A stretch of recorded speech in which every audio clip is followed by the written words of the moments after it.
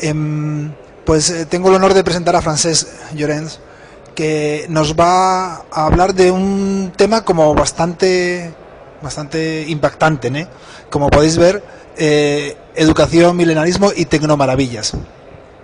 Crítica de la razón tecnológica. La palabra crítica ya sabéis que para los que estáis muy avezados en la filosofía hegeliana, tenía una acepción bastante interesante, ¿no? De revisión, de análisis, de escarbar sobre una apariencia pues, digámoslo así, una apariencia, la apariencia no crítica vendría a decirnos, mucho mejor.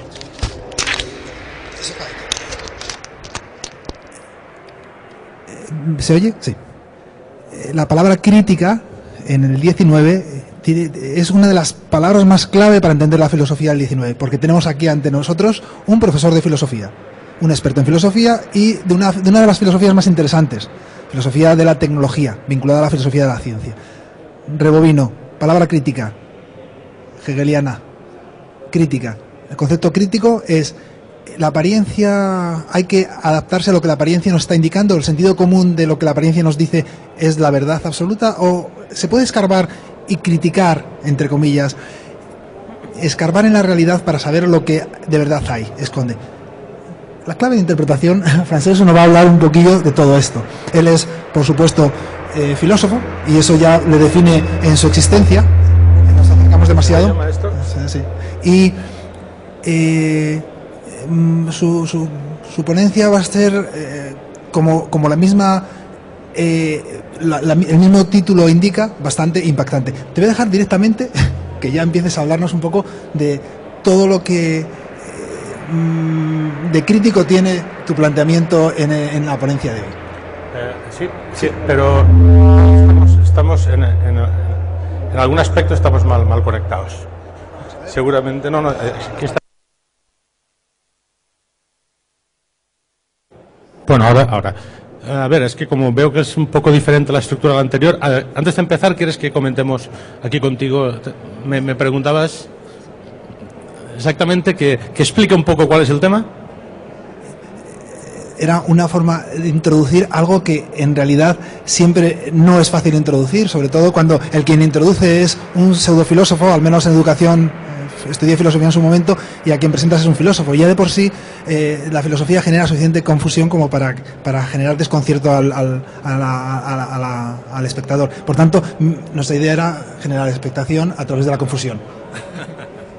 Bueno, la expectación, la ceremonia de la confusión es algo que es común en cualquier acontecimiento colectivo y en uno de esta magnitud todavía más.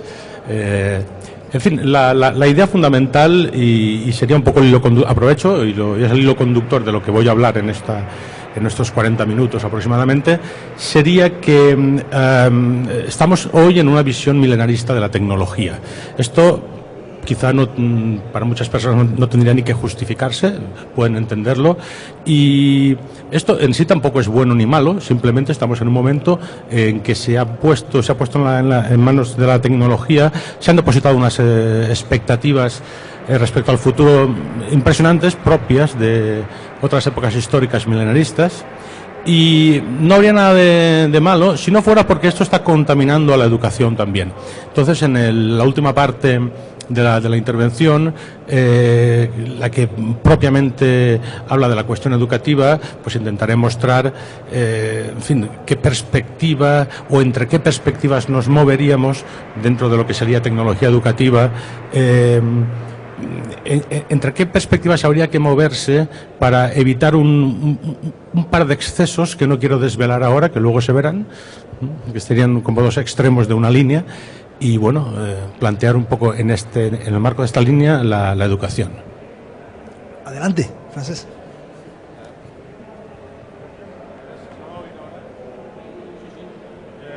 ¿Tengo volumen aquí? No. ¿Sí?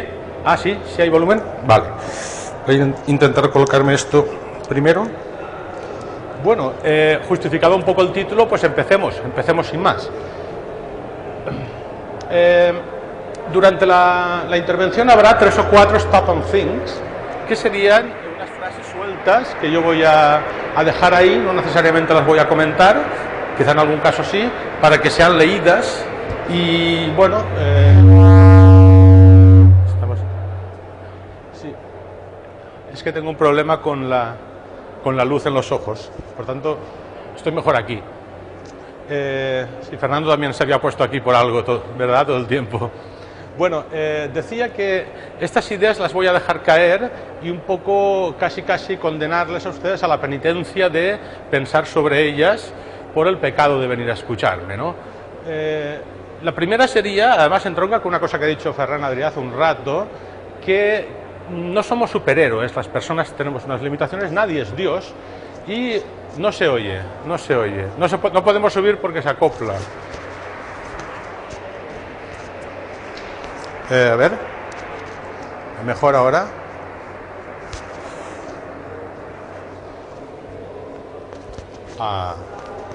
¿Sí? Sí. Bueno, si se arregla, si no se arregla, voy a continuar, porque si no consumimos el tiempo, a veces que están llamando. Esta es la primera, y la voy a dejar ahí, ¿no?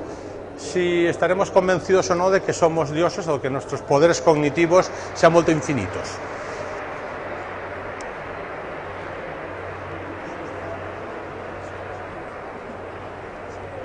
Bueno, tenemos un problema también de alcance. No es posible. ¿Dime? Bueno, no me gusta estar detrás de los atriles. En fin, parece que tampoco tiene bastante alcance esto. A ver, sí, a ver si conseguimos empezar y coger el hilo. Las personas nos divertimos comunicándonos, ¿no? Mira, ayer mientras venía en el tren leía justamente una columna según la cual... Nada. Bueno, vamos a hacer una cosa. ¿Hay posibilidad de poner estos micros?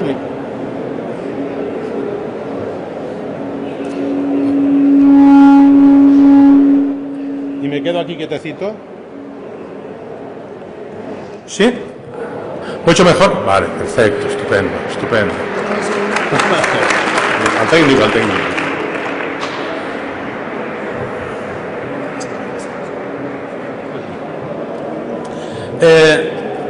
Que hemos llegado a 250 millones de tweets al día.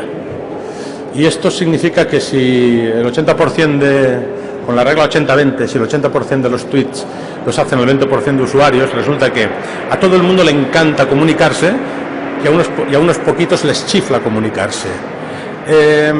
La comunicación no solo es un proceso que tenga que ver con personas.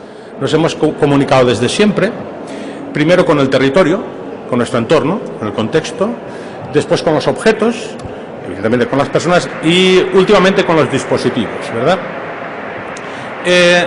Desde ese punto de vista, la cultura se puede entender en gran medida como el producto, o gran parte de la cultura sería el producto de estas relaciones comunicativas que hemos mantenido pues con los entornos, con el territorio, como digo, con el territorio, personas, objetos y dispositivos.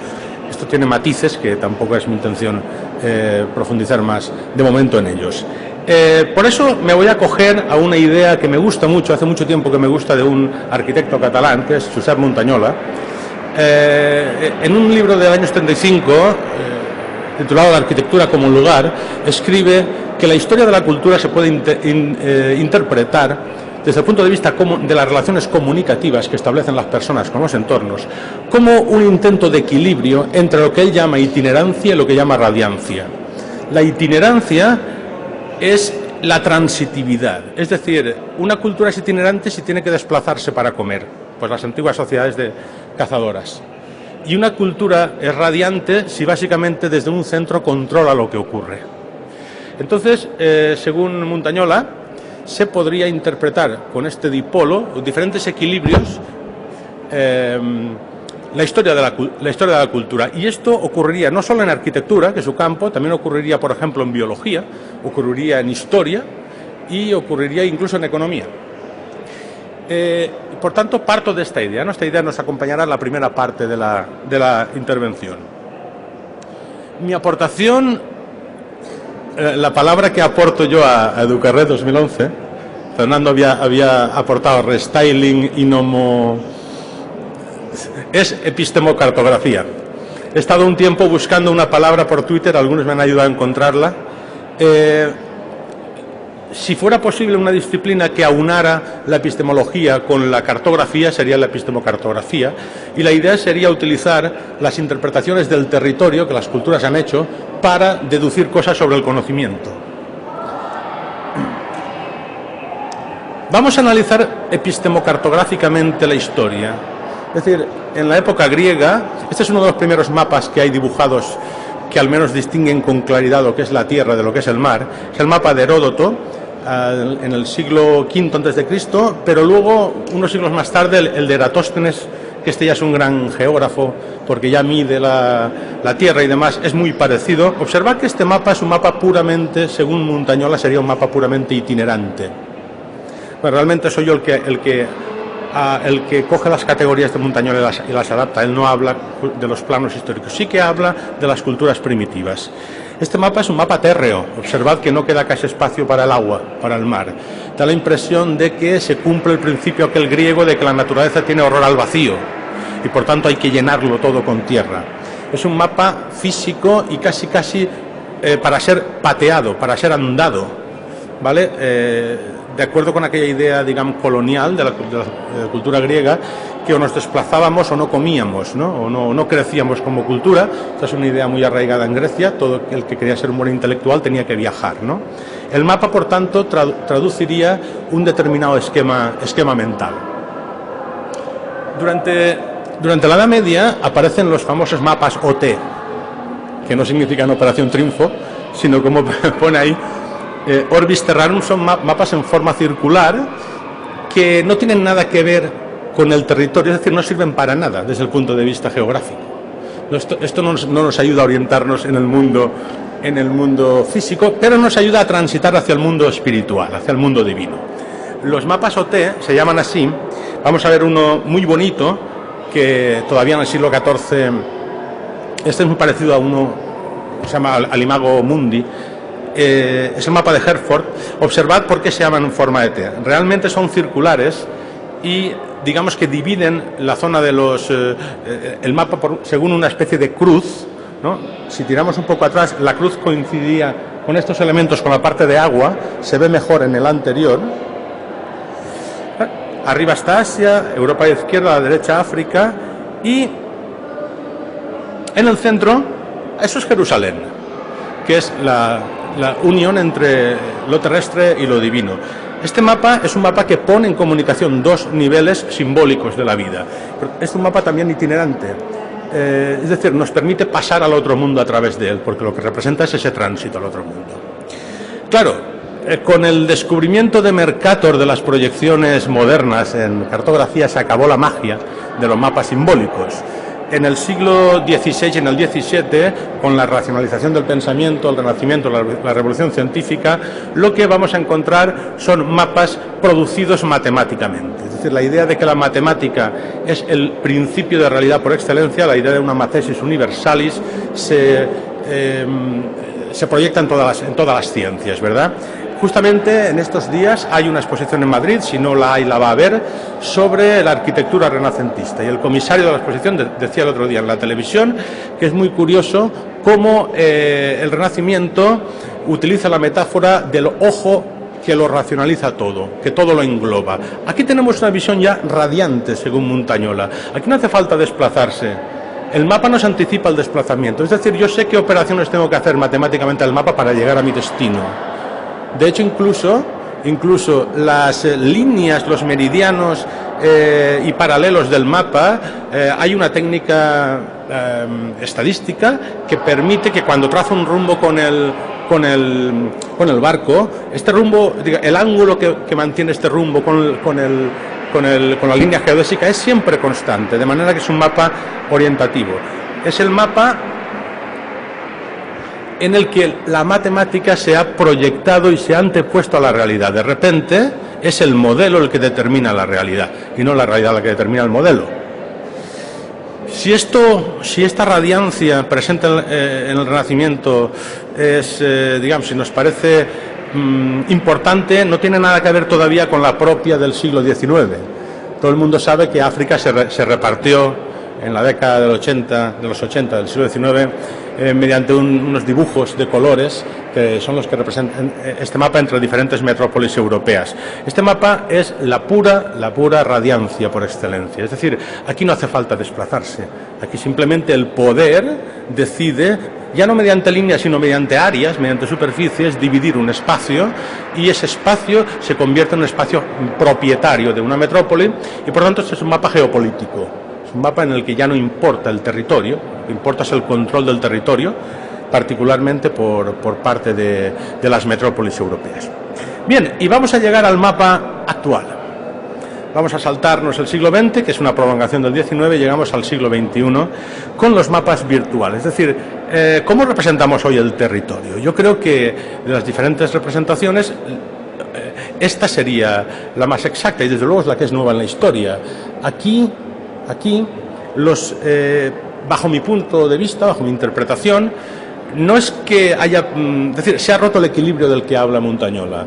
Este mapa, y quizás se va a ver mejor en estos mapas a mucha gente le suenan, son de Chris Harrison, que es un trabajador de Microsoft y un investigador doctoral de la Mellon, creo que es la Mellon Carnegie University en Estados Unidos, que además el tipo en este momento está produciendo las primeras superficies táctiles, teclados proyectados sobre superficies. Es y ya las visualizaciones son famosas. Este mapa no se parece en nada a ninguno de los que hemos visto. Sin embargo, este mapa determina un nuevo principio de realidad, el principio tecnológico de la realidad. Es decir, es un mapa que constituye la realidad a medida que los flujos se aumentan. Es decir, según este planteamiento, yo diría que se ha roto por completo la búsqueda de un equilibrio entre itinerar e irradiar, y lo que ocurre en este mundo posttecnológico es que tendemos a maximizar, a llevar al infinito los dos valores, la itinerancia y la radiancia. Los mapas virtuales, los mapas de flujos, no tienen sentido estáticamente, tienen sentido dinámicamente. Por eso, realmente lo que representa la realidad es observar los movimientos. Posiblemente habréis visto algunos por internet desde el mes de junio que se publicó esta pequeña animación. Es un poquito larga, pero la pasaremos rápido. El Departamento de Biocomputación, creo que es de la Universidad de Zaragoza, coge los mensajes que se generaron en Twitter durante el mes anterior al 15M y los días posteriores hasta las elecciones. Y entonces traza, hace un análisis de ellos y traza este vídeo en el que vamos a encontrar las horas que van pasando aquí, y a la derecha vamos a ver con qué acontecimientos corresponden. Es decir, veremos que cuando realmente empieza bastante pronto, empieza el 2 de mayo, estamos todavía un poco lejos. A medida que ocurre algo importante, como por ejemplo el primer anuncio de manifestaciones, la primera prohibición de algunas de ellas, se va a ver cómo se va a incrementar el flujo de mensajes en España, ¿no? Es decir, esto es la nueva realidad, es de este estilo, y se podría hacer la hipótesis de que es más real aquello que genera mayor cantidad de flujo, es decir, mayor movimiento. Estamos va muy deprisa, el 8 de mayo, cuando vamos a llegar hasta el 15 y el 16, en los que España se va a convertir casi en un fuego cruzado de color de rayitos de este estilo. Presencia del movimiento 15M en un mitin del PP, ha salido aquí, y en definitiva, fijaos cómo se va animando el mapa.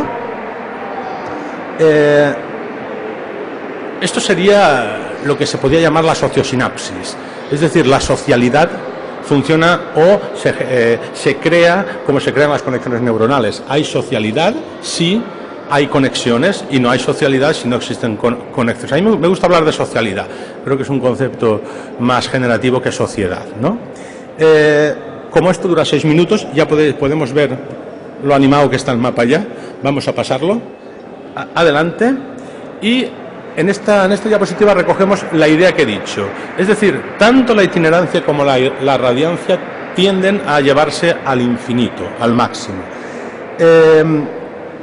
La contraposición entre el lugar, el topos físico y el virtual nos lleva a una situación pseudo paradójica, porque no es una paradoja real, en la cual intentamos afirmar o negar la realidad, pero lo que estamos queriendo decir es que encendemos o apagamos la realidad.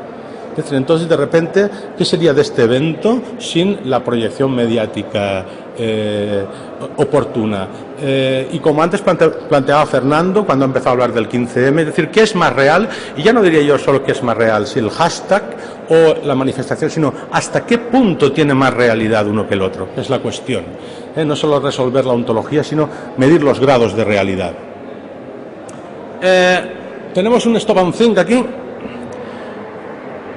que me sirve para enganchar con la siguiente parte, la parte central de la exposición, la idea de que en realidad nuestro imaginario está preso por una utopía de voracidad productiva. Es decir, no hemos apartado de nuestra mente la idea de producción que pertenece, en buena lógica, a la economía política clásica, al pensamiento clásico. Seguimos pensando en crecer, en producir cada vez más flujos, cada vez más realidad, cada vez más conocimiento y cada vez más interacciones.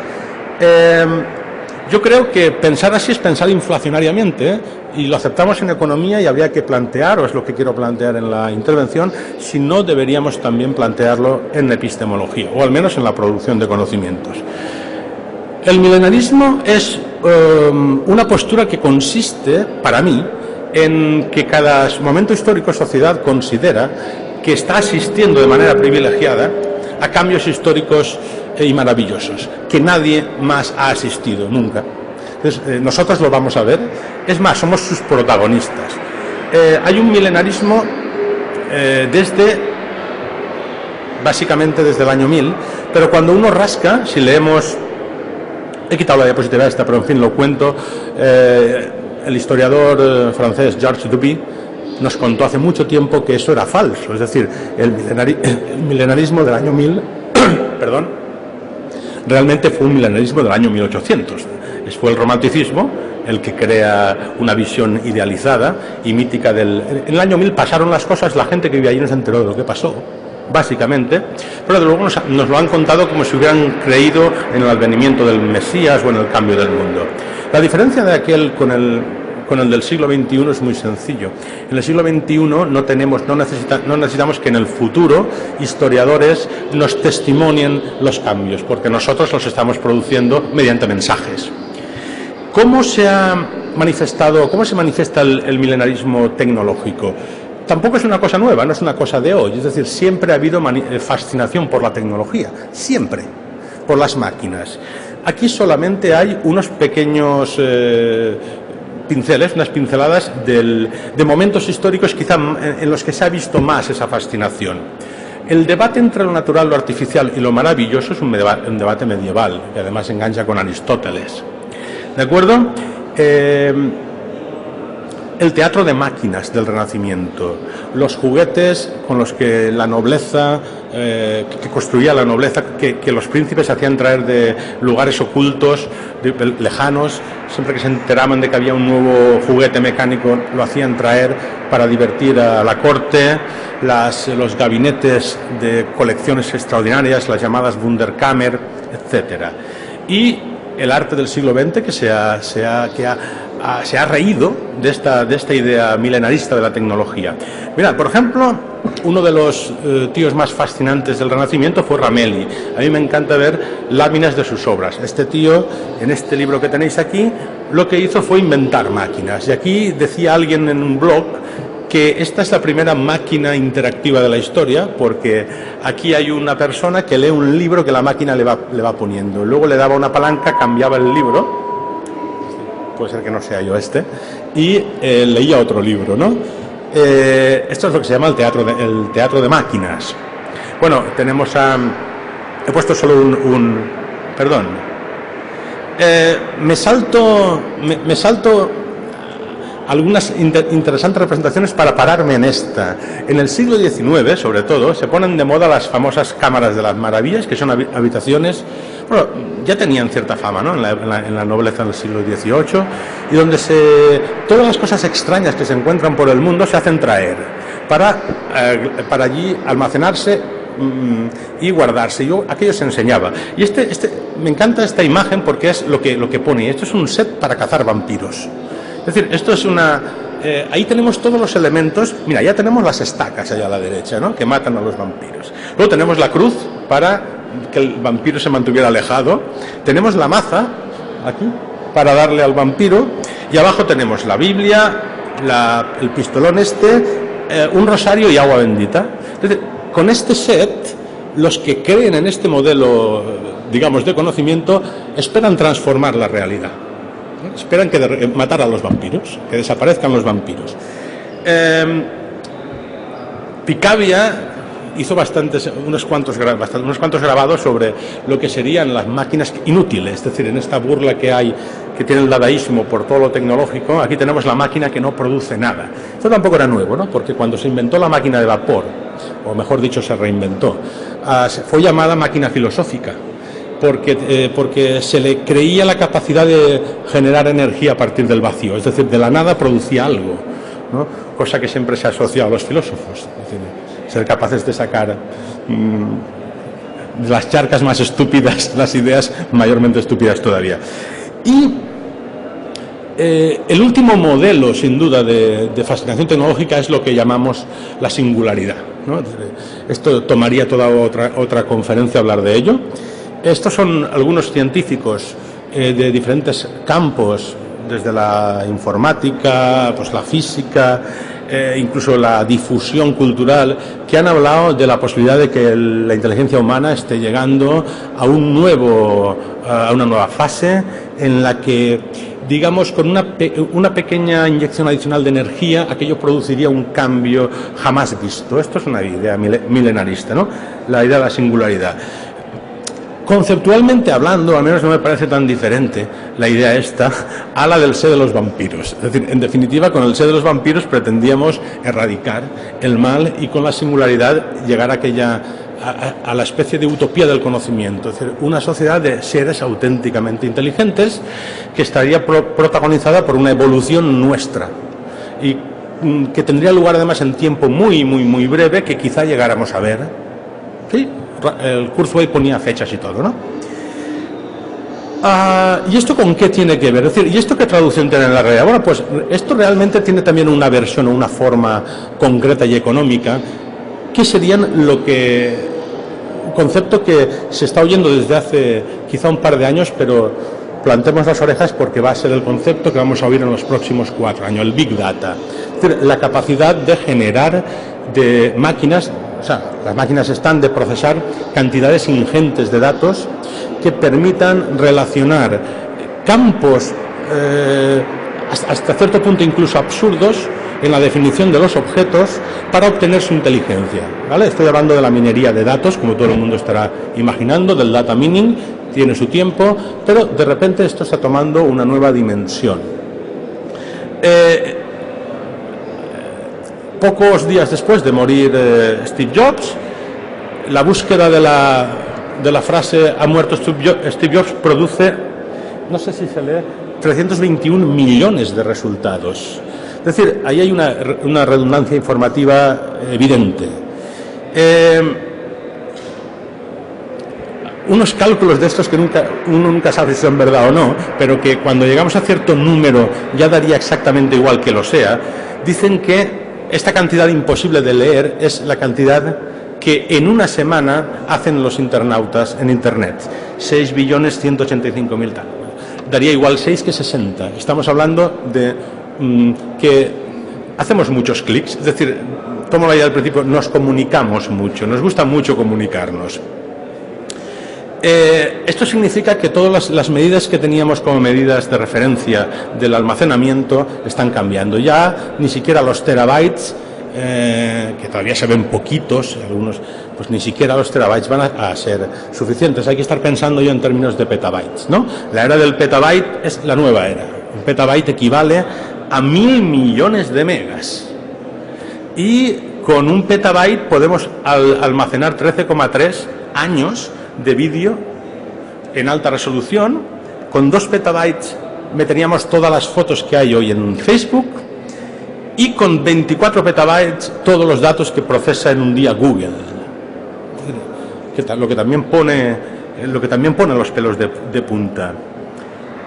6.700 petabytes se estima que es lo que produjo el año pasado el mundo en información, que por tanto bajo cierta perspectiva esto podría ser un indicador del tamaño de Internet, aunque bajo otra perspectiva no.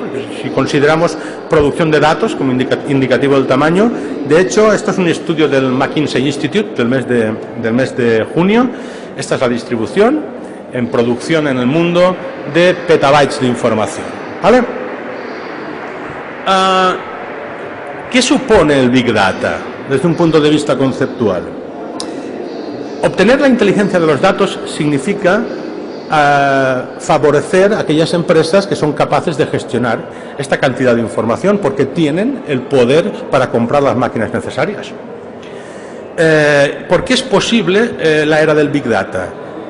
Procesar los datos se ha convertido en digamos, en una actividad muy barata, y almacenarlos aún más, porque resulta hoy más barato filtrar los datos, decidir cuáles quiero y cuáles no, que almacenarlos todos.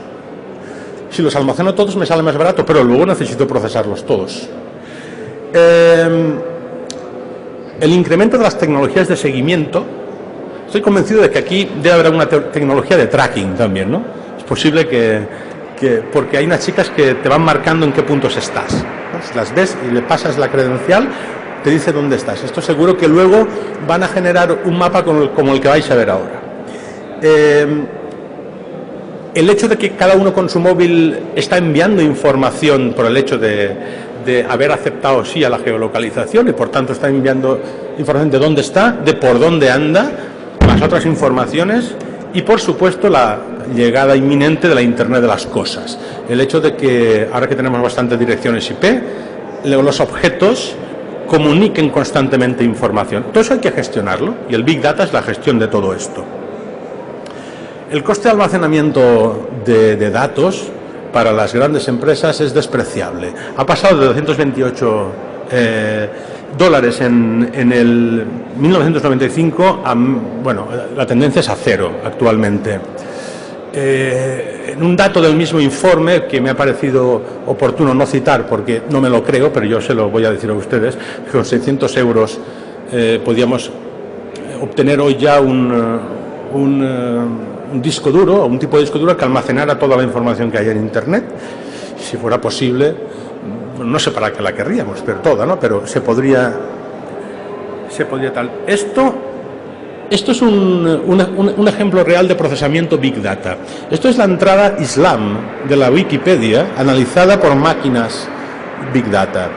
Y es interesante ver cómo los algoritmos han generado alguna interpretación de estos datos. Aquí los diferentes colores representan las personas que han contribuido a escribir el artículo. Y la longitud de la gráfica del tiempo. En un momento dado se puede observar cómo desaparecen los artículos. Luego de repente en poco tiempo se vuelven a ser escritos y hay como dientes de sierra en la parte inferior. Esto es interpretado en el primer caso como un ataque terrorista al concepto islam. Y en el segundo como desacuerdos ideológicos de gente que va borrando y otra gente que a toda velocidad, muy rápido, va añadiendo la información. Claro, esto es generar algorítmicamente todo, hasta las hipótesis. A esto me refería con las tecnologías de tracking. Es decir, desde los años 60 los supermercados, sobre todo el Carrefour, los avanzados en Francia, bueno, tenían sus expertos en merchandising, ¿no? Que estaban allá mirando cada uno por dónde andaba, qué productos compraba para cambiarle la posición de los productos, ¿no? Ya sabéis que en las grandes superficies siempre hay alguien cambiándotelo todo de sitio. Porque si no te lo cambian de sitio, lo que ocurre es que te habitúas a la ruta, no te sales de la misma y no ves otras cosas. Bueno, pues ahora mismo la implementación de este tipo de el análisis de este tipo de comportamientos es otra de las utilidades del Big Data. Aquí tenemos, no sé si se aprecia muy bien, aquí tenemos el carrito tiene el sensor, hay unas cámaras de vídeo por aquello, y allá a la derecha tenemos los mapas, los planos por donde la gente pasa, ¿no? Entonces, pues a partir de ahí se puede establecer qué hay que poner en cada momento, en cada sitio. Yo lo que considero es que estamos sometidos a un control de los algoritmos excesivo, o al menos que debemos conocerlo. Excesivo o no, son palabras que no me gusta utilizar, pero que debemos ser conscientes de que están y en qué partes de nuestra ecología están. De toda la información que producimos en Internet, menos de la mitad la hemos producido conscientemente nosotros y más de la mitad parece ser que está producida por movimientos no conscientes o por transacciones que hacemos con un fin, pero que no leemos los TAS o, aunque los leamos, aquello pasa a otro sitio. En definitiva, información de tipo financiero, rastros que hemos dejado, cuentas que abrimos y no cerramos. Y esta información, la llamada sombra digital, por oposición a la huella, que es la que tú dejas, la sombra es la que está ganando en importancia, ¿no? Y la parece que está... no voy a pararme aquí. Estas son dos direcciones. Bueno, pondré a disposición de todos ustedes la comunicación. Aquí hay dos páginas web que monitorizan, tampoco es ningún secreto, en tiempo real lo que sucede en la web. Entonces podríamos haber puesto una aquí al lado, si hubiera puesto una doble pantalla, para ver en el tiempo que estamos hablando lo que había pasado. Y yo digo que esta es la nueva realidad, eso es el mundo. El mundo no es que yo esté aquí hablando y ustedes escuchando, el mundo es que mientras eso está pasando hay números que crecen en valor de millones. Es decir, las transacciones en Amazon, Amazon vende 70 unidades por segundo, el precio del e-commerce, que creo que además estos días había por aquí otro congreso de esto, aumenta por valores de millones de dólares, pero en cuestión de segundos, y estas webs lo que hacen es que lo monitorizan. Y uno ve un poco de qué tipo de realidad estamos hablando, ¿no? Ese es el Internet en directo. El último stop and think, antes de la parte final, sería la idea de que el precio que tenemos que pagar para dominar el mundo tecnológicamente es, a su vez, dejarnos gobernar por algoritmos. Hace bien poco se ha anunciado, y seguramente alguien lo recordará con mayor fidelidad que yo, no recuerdo en qué ciudad americana, va a haber un sistema de anticipación del delito, de la delincuencia. Esto consistirá en que mediante tecnologías Big Data se van a cruzar una capa de datos sobre delincuencia que ya se posee con nuevas capas que se van a ir obteniendo de cámaras que recogerán el comportamiento de las personas. Todo esto va a generar una cantidad de información que se va a utilizar para adelantar o prever el delito. Es decir, vamos a saber dónde se va a delinquir y quién va a delinquir y en qué barrio va a delinquir, antes de que delinca. Esto es la precesión del modelo sobre la realidad, y esto es, puramente hablando, post-tecnología.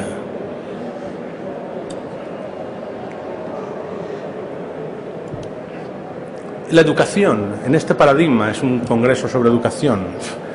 Doctores tiene la Iglesia, y aquí los hay, y buenos. Me atreveré a hacer unas pinceladas de tipo genérico, sin descender, porque yo no tengo las respuestas a planes concretos.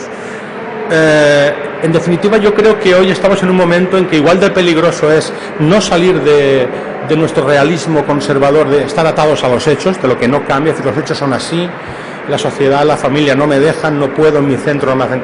¿Cómo caer en la producción acelerada de más discursos de tipo utópico sobre que con todo podemos y todo lo vamos a cambiar y vamos a ver todos los cambios? Yo creo que ambas posturas podrían contrapesarse de alguna manera.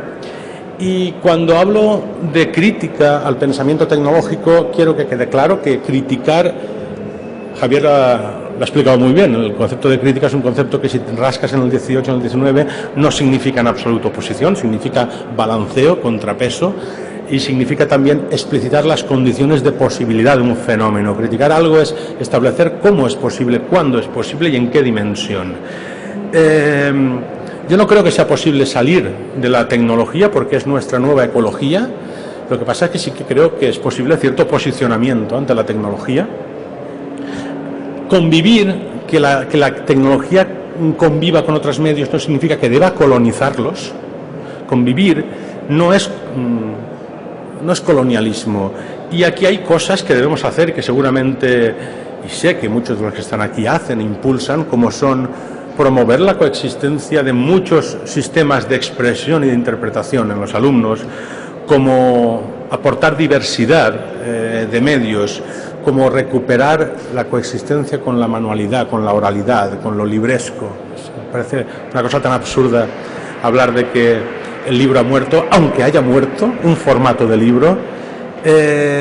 Y me gustaría que se pararan en los dos últimos puntos, que son los que me parecen cruciales. Es decir, yo no sé si estamos haciendo bien aumentando, o sea, haciendo que esos 6 billones de clics se conviertan en 12 billones de clics. Cada clic es un rastro que dejo en la web, y si las presuntas comunidades en las que me integro y que voy generando son comunidades ideológicas, en el sentido de que, digamos, todos nos decimos lo guapos que somos, vamos a ser incapaces de entender nada, ni provocar, desde luego, el convencimiento de la otra parte.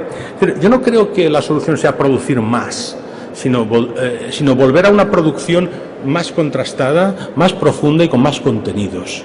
Y por último, me parece crucial la idea de poner un freno intelectual a la obsolescencia, tanto a la tecnológica como a la epistemológica. Las cosas no caducan tan rápido como se nos quiere hacer creer, o yo no quiero pensar que caduquen así.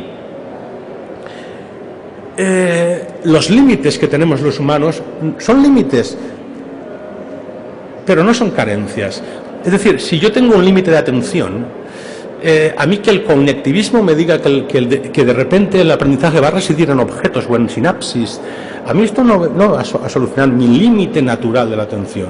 Yo no tengo tan claro que estemos en ese salto biológico, neurocientífico, del que algunos hablan, y que de repente, por mor de procesar información y de acelerar el procesamiento, realmente se está produciendo la mutación ya. Eso es un discurso. Es decir, yo creo que hay límites en la capacidad de atención.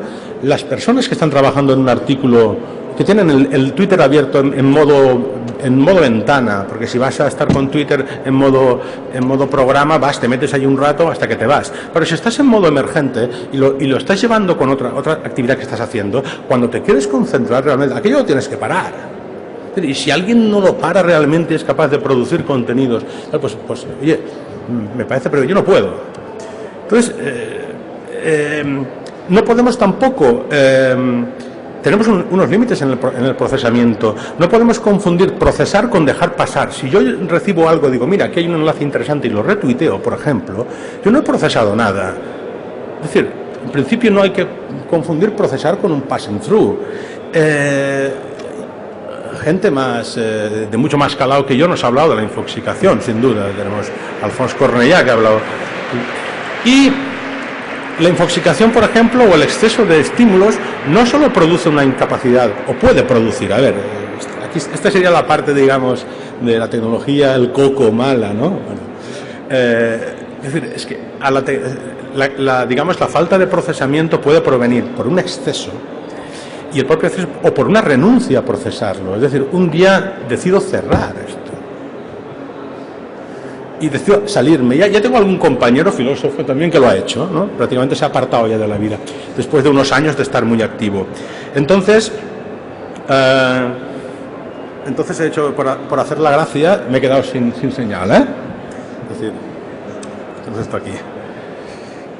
Yo llamaría la muerte epistemológica a la renuncia voluntaria a seguir procesando información o cantidades de información, o al estar al día, o al estar en la corriente, ¿no? en el torrente. Y bueno, ya hace mucho tiempo que Lewis definió, psicólogo, el síndrome de fatiga informativa. Estas personas se las valorará como se las valore, pero todas han aportado razones, y desde diferentes ópticas y con diferente calado, unos más metiéndose en el tema de gastos, como Larry Cuban, de los gobiernos, otros en temas más neuronales, como por ejemplo Nicholas Carr, algunos incluso desde el punto de vista del activismo. En definitiva, son gente actual. Vienen los de las gafas, han venido los de las gafas.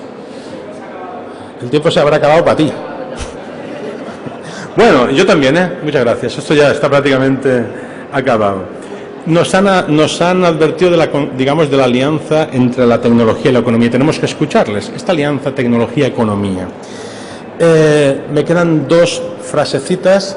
David Ugarte es un activista español y dice, incluso ha llegado, esta es una postura, digamos, que llega al límite, es decir, que la Web 2 es un gran invento económico que favorece simplemente intereses de unas pocas compañías. No es el único que lo dice, pero yo quería traer una opinión radical, por si quedaba tiempo para un debate, estos señores. Y, desde luego, alguien que yo creo que merece toda la atención por su conocimiento. Eli Pariser nos está diciendo que cuando comparamos dos personas diferentes, lo que nos devuelve una búsqueda de Google, lo que resulta es que nos devuelve cosas diferentes, que los algoritmos no tienen ética. Renunciar, sin embargo, a la tecnología no es algo que se esté a nuestro alcance. Por tanto, lo mejor que podemos hacer es ser críticos, es conocer, saber cada vez más. La libertad es dominar un código. Dominar un código es dominar la relación del objeto con el entorno. Y dicho esto, si la educación la hacemos andar por estos caminos, quizá podríamos llegar a entenderla como un arte de guerrilla, como una especie de lucha no cruenta. Incluso creo que la tecnología, como decía en otra ocasión, en otro foro, es una verdad incómoda, puede serlo para los discursos también, para ciertos discursos de poder. Y bueno, no hace falta que aplaudan porque están aplaudiendo aquí al lado ya. Nos quedamos en un último stop and think, y en el que básicamente me planteo si la insistencia en la educación tecnológica va a conducir solamente a la generación de generaciones instrumentales, pero poco capaces de criticar el contexto, sobre todo el económico. Pues nada, gracias a todos.